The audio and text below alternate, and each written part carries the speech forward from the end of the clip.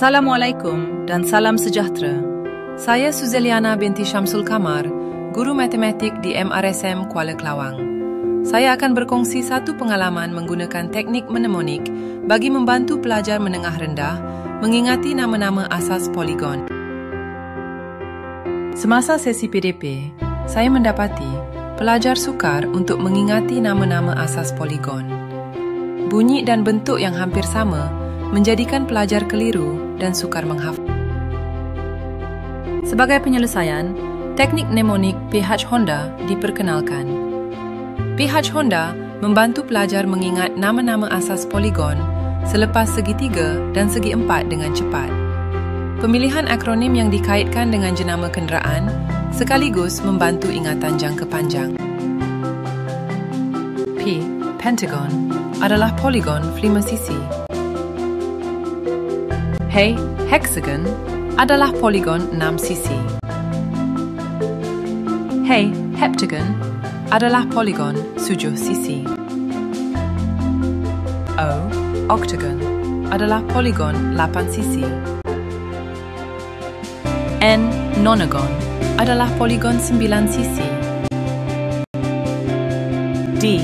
Decagon adalah poligon 10 sisi. Selepas menggunakan teknik ini, pelajar dapat mengingat nama asas poligon dengan lebih pantas dan mudah. Ingatan menjadi lebih kekal lama kerana sebutannya yang unik. Hasilnya, pelajar dapat menjawab soalan peperiksaan dengan lebih cepat dan tepat. Mari kita lihat contoh hasilnya.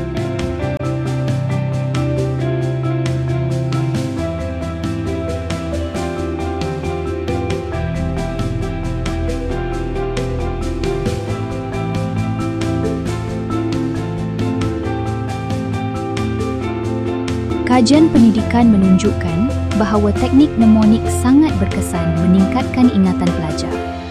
Beleza melaporkan peningkatan ingatan sehingga 50%, manakala Mastro Pieri dan Scruggs mendapati pelajar mengingat 20 hingga 30% lebih baik dalam ujian memori.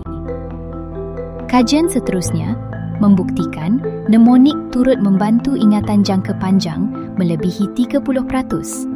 Dan dalam bilik darjah, keberkesanannya boleh mencecah 50%. Kesimpulannya, mnemonik membantu pelajar menghafal lebih cepat, mengingati lebih lama dan mengulang dengan lebih mudah.